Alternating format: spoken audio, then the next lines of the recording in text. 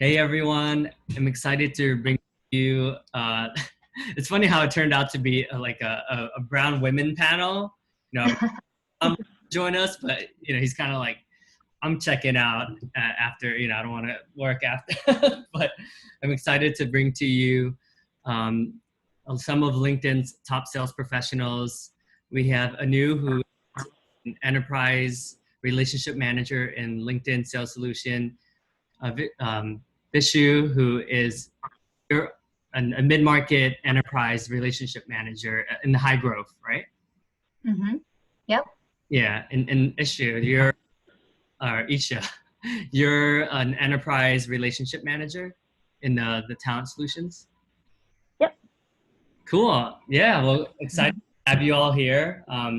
My vision is to create like a strong sales community where we can inspire and have a good mentorship program, because I do think there's a lot of younger 18 to 21-year-old Asians and South Asians that are thinking about working for a company like LinkedIn, thinking about doing a career in professional sales, and would love your expertise and your guidance on what advice you would give to someone who maybe isn't 100% sure they want to pursue a career in sales.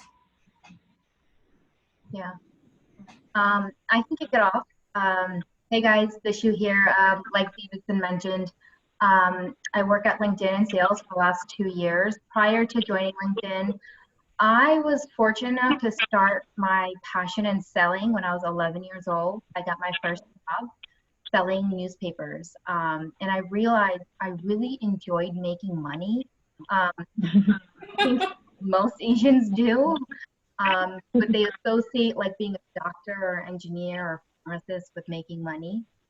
I knew I wasn't going to be a science person, but I always had a business acumen. And at 11, when I realized I got a $500 bonus check to put towards my college fund, like a college savings fund, I realized maybe this is an area I should pursue. And then I got internships from 11 to wow, throughout my college years. I ended up majoring in marketing. At that time, marketing was probably not one of those popular majors. People actually made fun of me for taking marketing. It was considered like the easy major. What's really interesting, fast forward in this decade, everyone is moving into a digital strategy and a marketing strategy, and that's where people are putting their money towards. Um, that was just like be my background on how I just started and got into sales. Thank you. I can go next. Hi everyone, this is Anu. I actually have the opposite of Vishu's, background. As in, I literally had no idea I wanted to be in sales until very recently. I have a typical story: Asian household, Indian parents, wanted me to go to law school, and so post college, I ended up going to law school. And when I was in law school, I started realizing I really don't like it. But it was a very hard conversation to have with my parents, where I was like, I might want to drop out. And then they were like, nope, there's no conversation about dropping out, in an Indian family. So I decided that I had to find a passion that I would still be able to work on. Let's say I did become a lawyer, or I ended up pursuing like a law firm type of career. So I started a company on millennial marketing. I started doing millennial marketing, influencer marketing on digital platforms like Instagram, etc., for small businesses. And that got me really excited about being in the field of marketing, actually.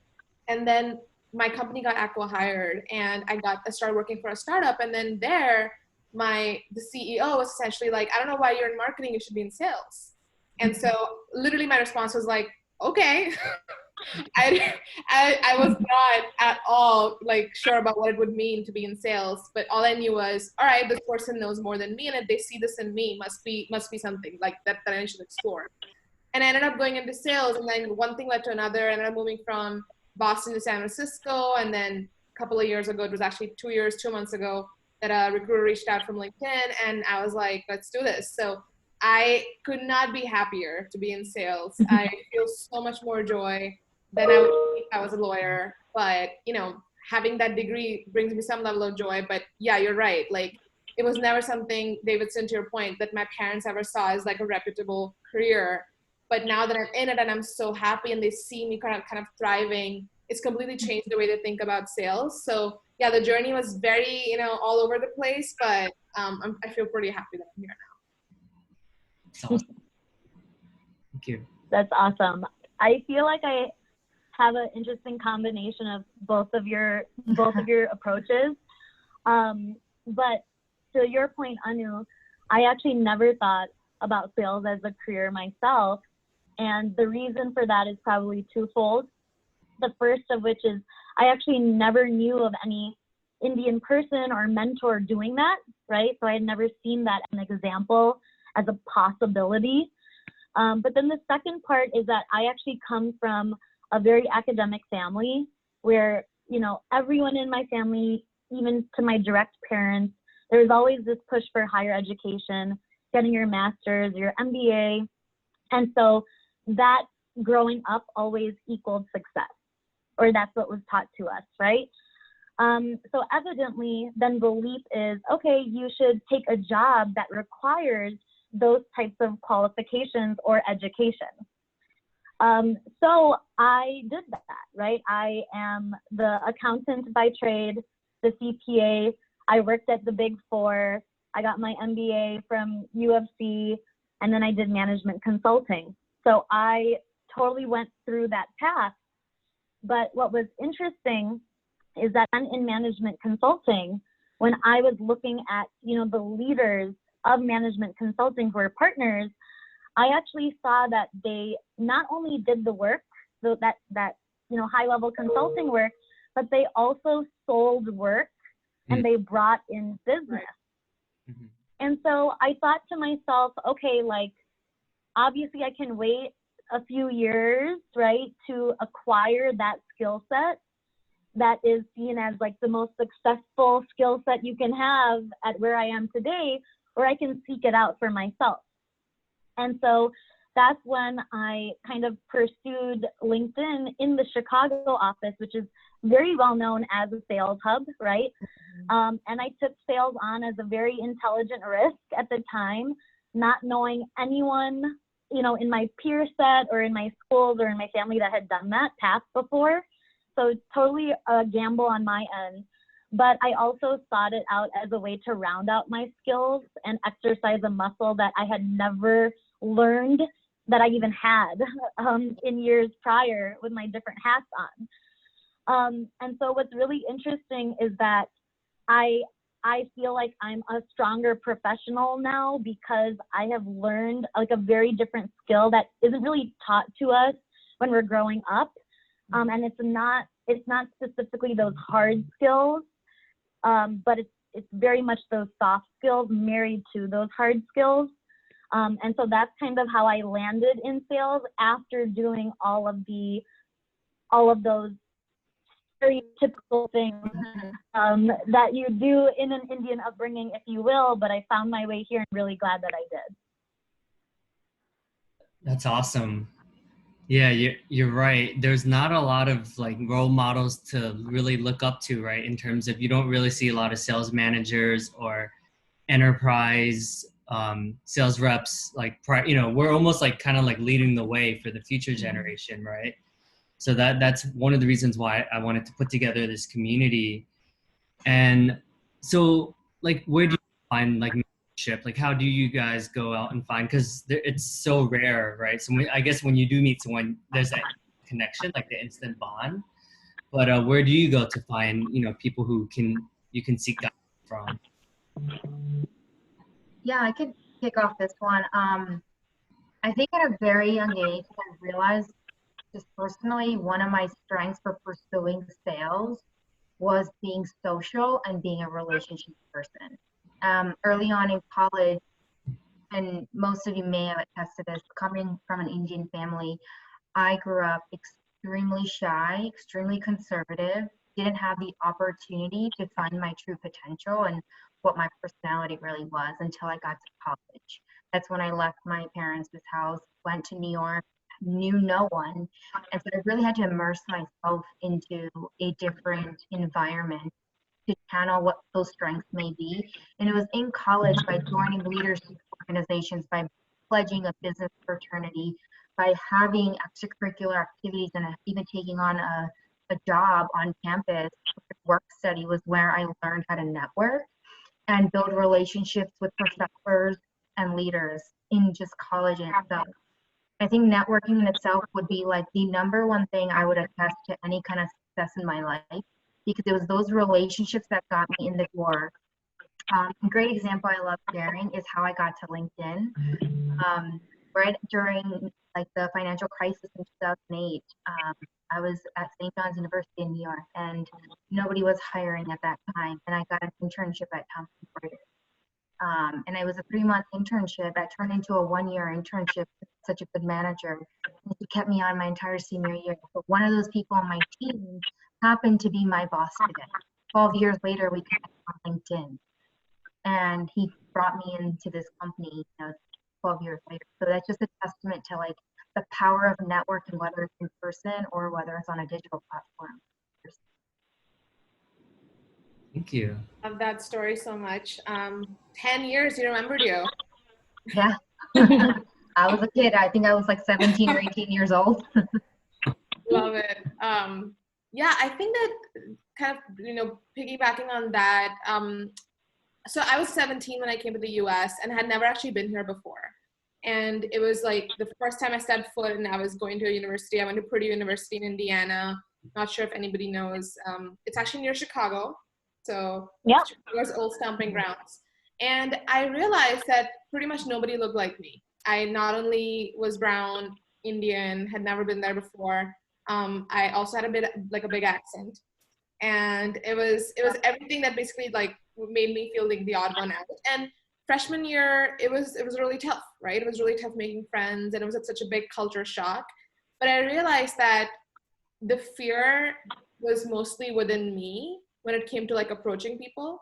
So once I became fearless, almost to the point of like not feeling embarrassed, pretty much everybody I reached out to, whether it was a professor or like an older student or somebody in like a leadership fraternity type place, people were receptive and people were willing to work with me, talk to me, get in touch with me, etc. And something I kind of took with me everywhere I went. So, and I feel like that serves me in sales a lot, right? Like just a fearlessness, like with clients, with like asking for the deal, asking for the dollars, or running into a VP and just like having a conversation, right? Like, of course, you can't just be like, be my mentor, but just, asking questions and asking for time, right? Like knowing that you're valuable. In fact, one of the leaders in LSS gave me this advice in my first few months at LinkedIn. I remember setting up a meeting with them for kind of like a mentorship type of relationship. But of course, I didn't want to, take up too much of their time. So as soon as I walked in, I said, hey, like, if you want to reschedule, it's all good. Like, I know you have a lot going on. And this person sat me down and said, Anu, you are important. And you're worthy of my time. And never, ever apologize for taking someone's time and taking space. And it stuck with me, right? Because I was, just trying to do the right thing and not be, not take too much space. But I realized that that's what hurts us. That sort of shy upbringing, that, let's not be a burden. Let's not, get into people's, face. Let's not take up space. Actually hurts us in sales and not just like mentorship opportunities. So just stopped. I was just like, being fearless, taking up space, asking for opportunities, asking for time. It's all sort of like one common thread because it leads to something more. Right? And that's how I found most of my mentors. And I would say actually most of my mentors are not Indian, whether it's because we don't have a lot of Indian people in sales or whether it's because it just, happened that way organically. But I found that it hasn't stopped me from, getting in front of the right people. And then of course, asking for the right opportunities. So I would say, yeah, fearlessness and just like kind of being a little bit like not embarrassed of anything. I would say like 2 pieces of advice. I have to comment on something you've mentioned. It's a thought. One of my mentors had always said, if you don't ask, you don't know. And that's the number one rule in sales. You can always get a no, but you'll never know if you don't ask. I think that makes somebody incredibly powerful in all areas of life, because sometimes our fear, like you mentioned, can't hold us back from really pursuing something. I remember during the LinkedIn Asia Alliance Month, Asian Heritage Month, planning all these events, and I really wanted to have like a prominent speaker, and I was like, the best person I could think of was Jay Shetty.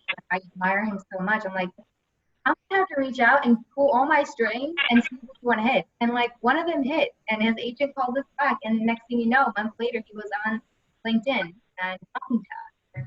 You just never know. If you don't put it out, you just never know what could potentially happen.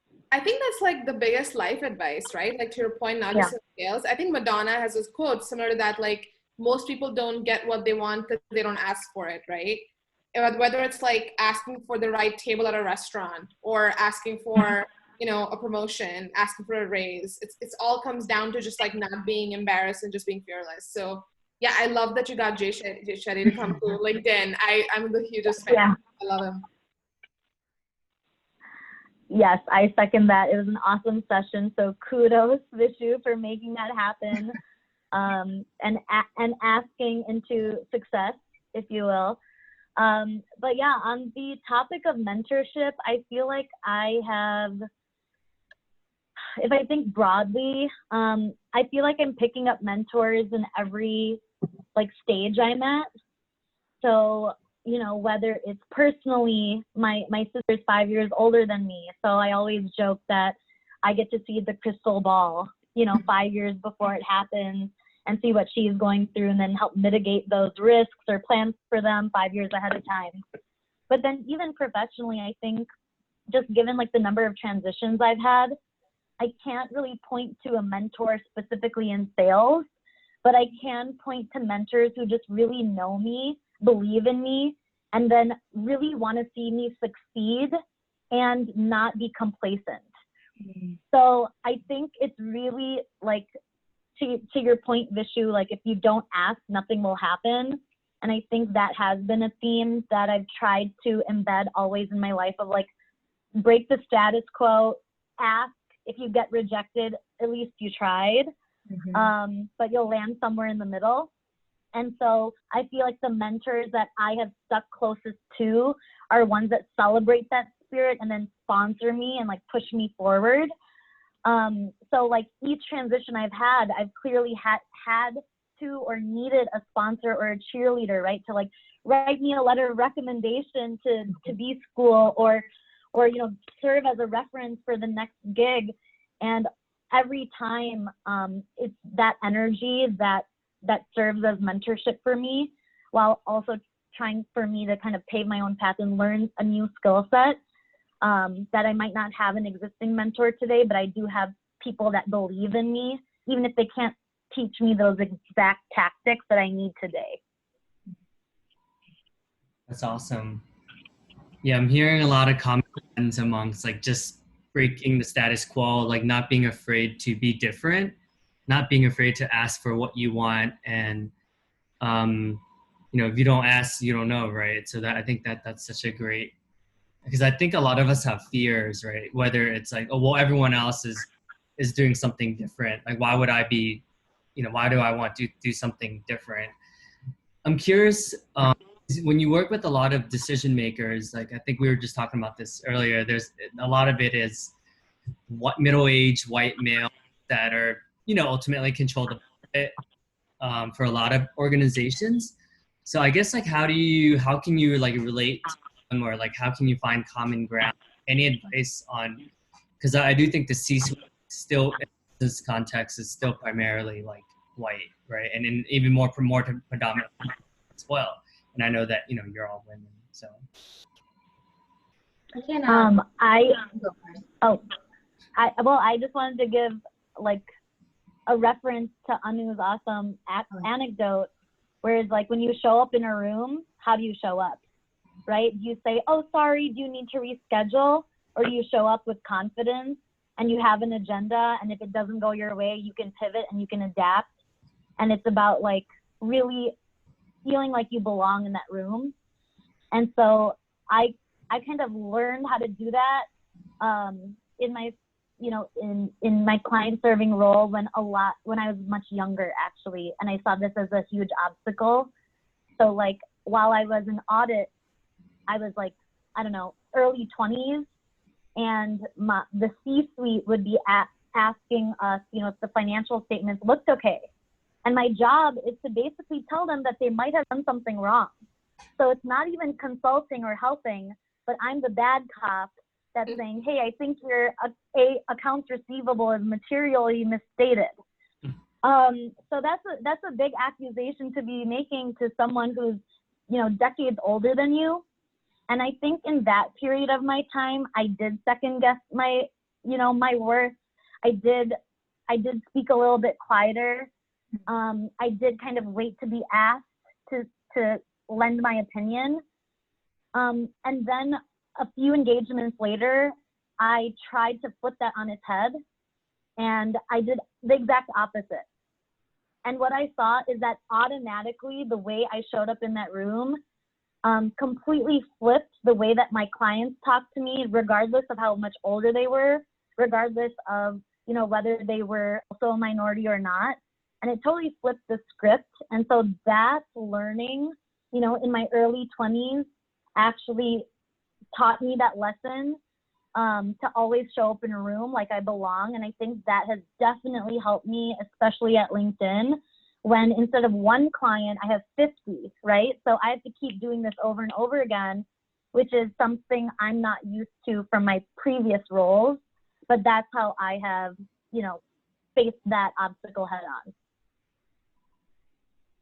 Yeah, I have to agree with you, Isha. I literally have, if I had to name one challenge, is to get executive presence in a room. I'm not gonna lie, I think this is probably one area that I probably struggled with this year and last year, is that, I mean, I use a lot of great skincare, so I look very young, but I don't look my age.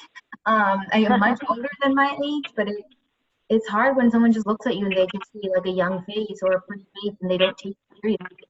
And to like demand that kind of respect takes time and effort. And I will say, book with like ours with 57 pounds, we have an opportunity every single time to literally showcase value by being confident in our data, being confident in our product, and like what we could do for them. And I think that was a turning point in my career at LinkedIn, was getting good at one thing. There was understanding of value, or, you know, building the relationship with the client. I think that was the second piece of it, is like become friends with them. Like, they're human at the end of the day. Like, connect with them on a personal level, and that in itself will sell you. Because people buy from people they like. People don't always buy, but they buy from people they like and respect. But yeah, I think it kind of relates to your testaments. I mean, it's really difficult to have executive presence. I think our upbringing also has helped us. I mean, we grow up with just taking back, and we come with that in our presence, and we show up in it, you know, with the thank you. Or I remember one of my sales reps who was Indian, used to bring a box of sweets to every client, because he's like, when we go to someone's home, you always bring a gift, whether it's a bottle of wine or whatever it is, we always bring something. So it's like adding that piece of our cultural element to our client, and they'll ask you, and it's a great story to share and connect with, right? But yeah, hopefully that answers that question a bit. Awesome. Yeah, +1 to both of you. I think that I definitely feel that, you know, everything you guys just said is like spot on. But one thing I would say is, you know, I kind of like the fact that I'm a brown Indian woman, and I use that to my advantage, because they're expecting a white guy who looks like a quarterback, you know, who went to Berkeley, right? And when somebody like me shows up to the room, they're already underestimating me, right? And to Vishu's point, you know, like, you know, looking young or looking pretty, you know, thank you, you know, Indian genes for our skin, right? Like, we're gonna always look a little bit younger than we are. But I like that, because it gives us a bit of an advantage when we do open our mouth, right? And that boldness and the fearlessness and the confidence and knowing our shit really does make us stand out. And I like to own that, right? And then I think we all are challengers at heart, or we wouldn't be in sales, or we wouldn't be doing well in sales. And I think just like actually honing a little and sharpening that challenger, you know, sale in us a little bit more. So like asking a question that would be a little controversial, or asking a question that would probably, you know, pick at something that might be a vulnerability for the client, in a respectful way, of course, I think makes them think that we're equals in this conversation, and, you know, we're coming from a place of teaching and learning. And that always helps me in, you know, most of my client conversations, especially when I'm having them with folks who are genuinely like 20 or 30 years ahead of me. You know, whether they're white or male or brown or female, it doesn't matter. They're just genuinely much more experienced, and by virtue of that, they will probably know more, right? But I think that mentality of like, hey, I know this, like this particular conversation, I know I can own, right? And coming to the table with almost that like fake it till I make it kind of like vibe internally really helps me. And just, yeah, like knowing that like my strength is that I'm going to stand out, right? Like with every other person in the room, like just owning that really helps me with my executive presence. You know, it's interesting what I because from the sales leadership panel, I know all of you, you know, you guys are all top performers. And then all the managers also have an ability to reframe like what people would consider as like an obstacle or a challenge as a way that's actually like a plus, like actually like to my advantage.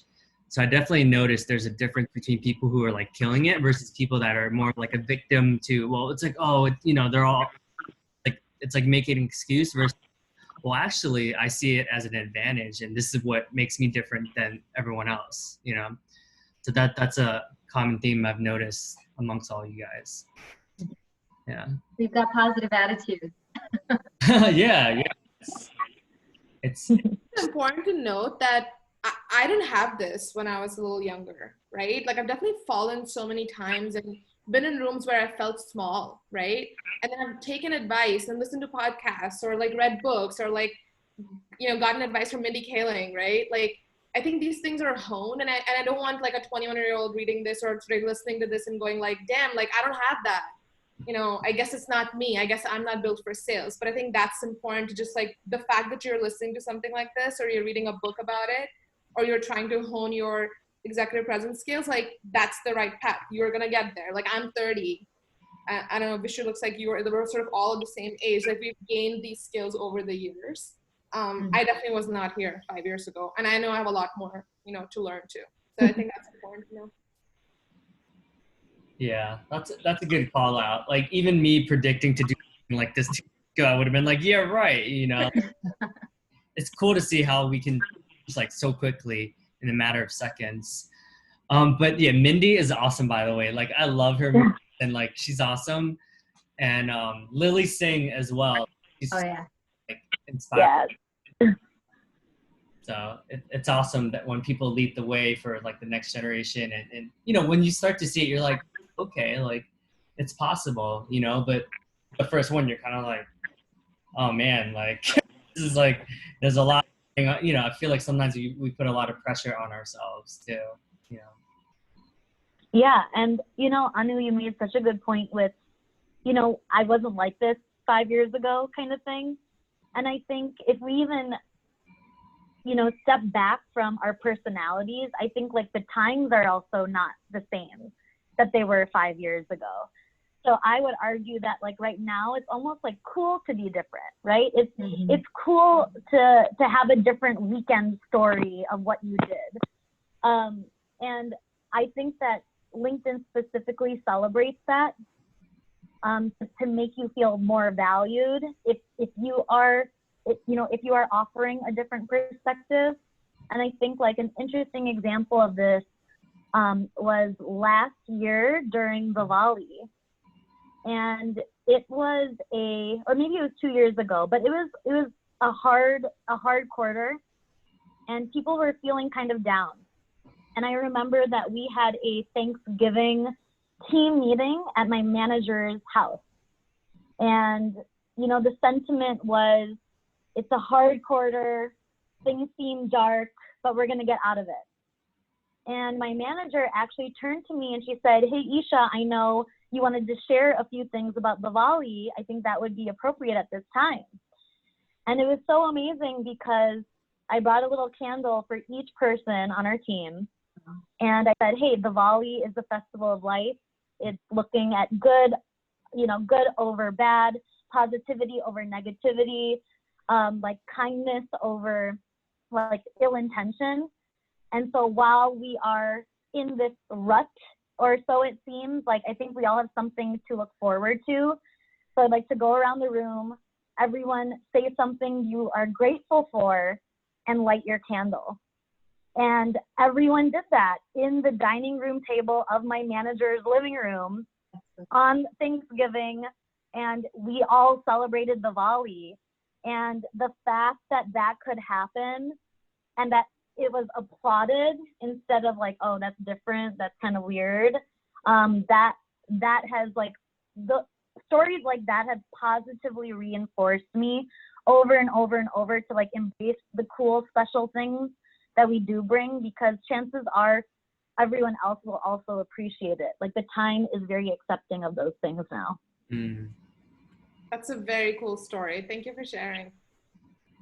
Shout out to Suzanne Crackover if she's hearing this. That's a I good, will say yeah. that's part of our culture. I mean, I think that was probably the number one reason I took a job at LinkedIn, was like they embrace diversity, inclusion, and belonging like no other company I've ever been. Mm. But we are so part of this culture. And to be able to have organizations and ERGs like the LinkedIn Asian Alliance to even tap into that even more and share it with other folks across the organization, and even in other companies, and we do mixers one day and we can all get together.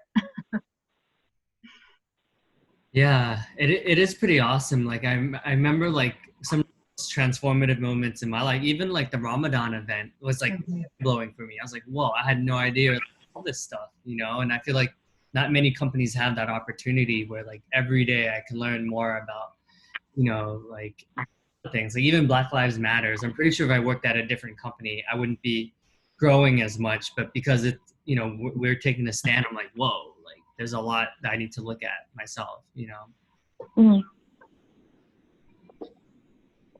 So yeah, I'm curious about, you know, we talk a lot about like empowering like your heritage and being different. I mean, during times when you do feel like, because I do think like Western values are a little bit different in the sense that it celebrates like the individual, right?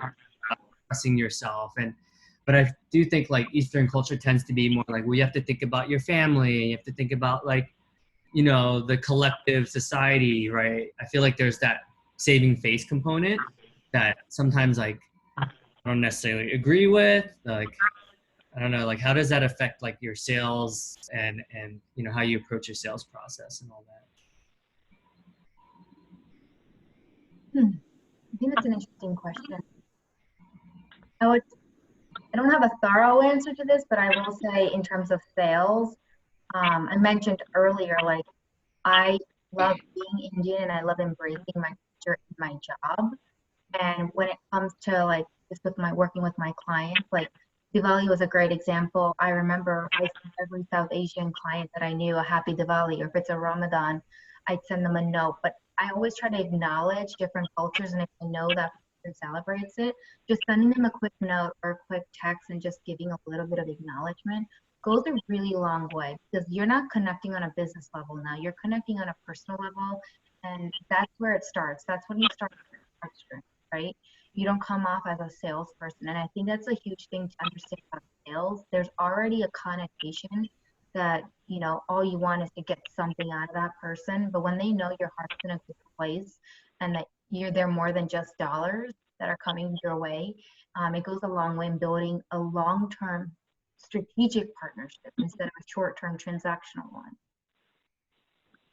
Thank you.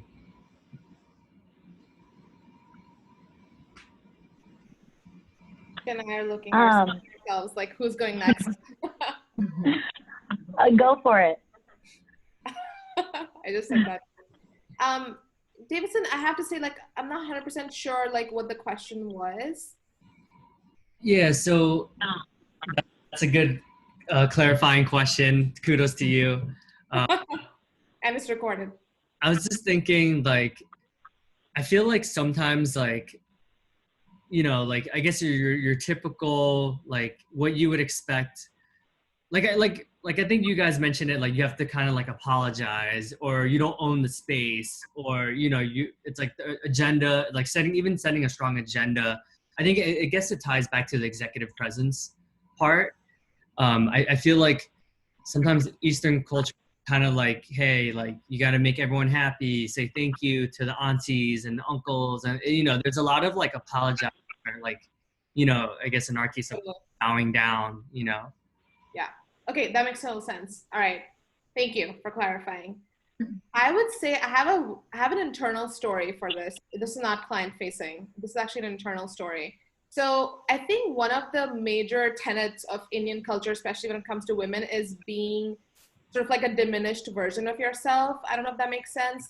So never sort of tooting your own horn and never self-praising and never, grabbing attention to yourself, never trying to talk about your wins.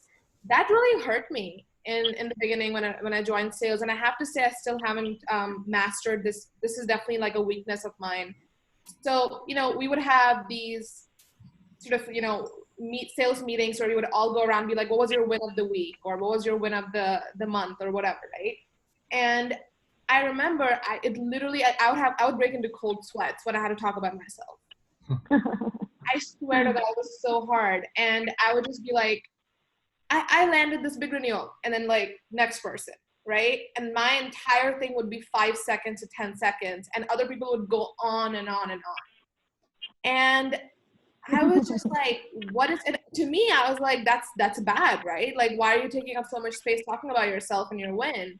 Your work speaks for itself. Like, actions speak louder than words, right? That's what our Indian parents always teach us. Like, let your work speak for itself. And so I remember my manager called me, and kudos to him, Quasi Graves, by the way, shout out. He said, Anu, do you realize like LinkedIn's culture in most of corporate America, you have to be the one that builds that personal brand and helps your own case to get promoted and get in front of leadership and get in front of the right people. So if you don't talk about your wins, no one knows, right? Like no one's checking leaderboards to see like who's number one, and rightfully so. Like you shouldn't have to just look at someone's numbers to figure out like whether they should be promoted. It's about their overall personality as a whole, right? So it was so hard for me to understand that concept, because I was like, so what do you mean I'm supposed to be like in these meetings and talk about myself? And he was like, no, you're talking about your work, and in a way you're teaching, right? Like you might share a win and you might share a strategy that might actually help other people. So don't think of it as tooting your own horn. Think of it as sharing a skill set, right? Such a new concept to me, just completely boggled my mind. And so I started with like a little, like bit by bit, to actually share my wins, share my stories, and I'm nowhere close. I think sometimes I overdo it, sometimes I underdo it. It's always a mess.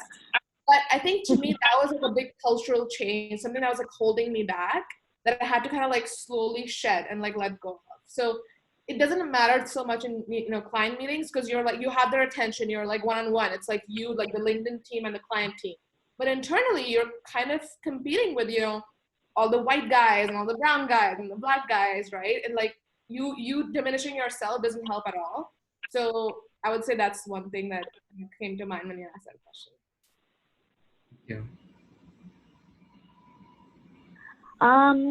I feel like in terms of when you just mentioned the idea of like family and sales, I think the first thing that comes to my mind is that it's so interesting. When I took this role on, like obviously my role comprises of being consultative, but then also growing the business and selling products that I've convinced my clients will help them in their goals.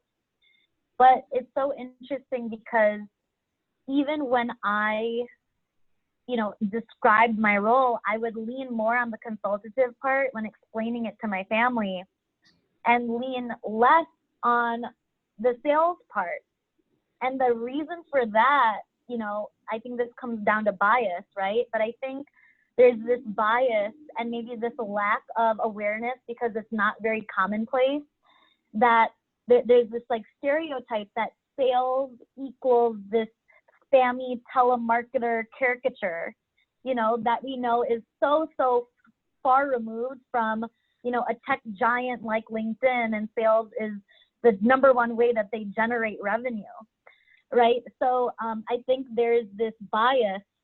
And I think when I first started off, I was like, yeah, like consulting, that's what I do. And if they buy products, yay.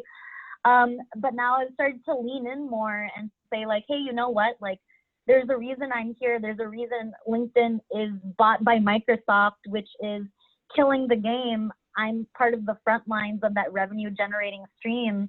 And this is an opportunity for me to educate on how I got here, how I'm seeing a lot of utility and ROI in this role. And if I'm not the one to kind of demystify that myth, then who will? Who else will?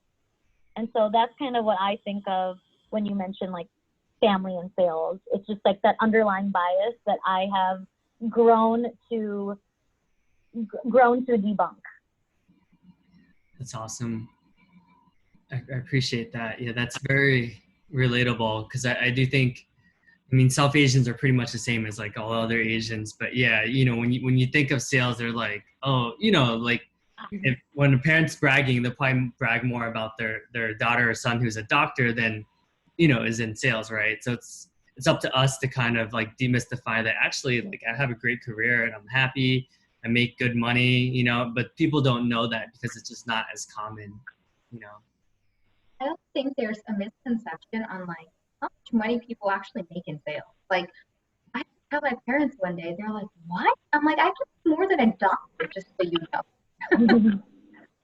I was Yeah. just gonna say, like, there's such a misconception about sales, and I know that I'm definitely making more money than I would as a lawyer, and you just always assume that that's sort of, you know, the best career out there if you're not going for like medicine. I know medicine sort of like the top, takes a top space, and I think that's like a role that we all need to play, right? Like evangelize this career in the Indian community or the Asian community, like let people know, like to Isha's point, telling them that we are in sales, like we're like literally front line of this company's revenue generating arm, which by the way is like the hardest skill set to have. Everybody I tell that I'm in sales always sort of questions me like, you mean like sales? I'm like, yes, sales, like enterprise sales, right?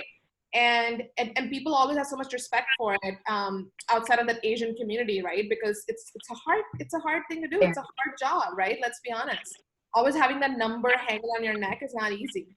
So I think that the onus is on us to actually talk about like the real sales of like what we actually do versus, you know, kind of like the stories we make up. So I love your point, Isha. That was a really, really powerful point to actually talk about like what we really do in terms of like the hard work we put in. Awesome. Well, I think you have a meeting now, right? So let's wrap up. Well, I really appreciate this conversation. There's so much gold here. I think we'll be having more of these conversations. So really appreciate everyone's contributions. I think this will definitely resonate with a lot of people who want to choose a career in sales, professional sales. So thanks, everyone. Thank you. Thanks for having us. Thanks for listening. Take care. Bye, guys. Bye, everyone. Bye. Bye.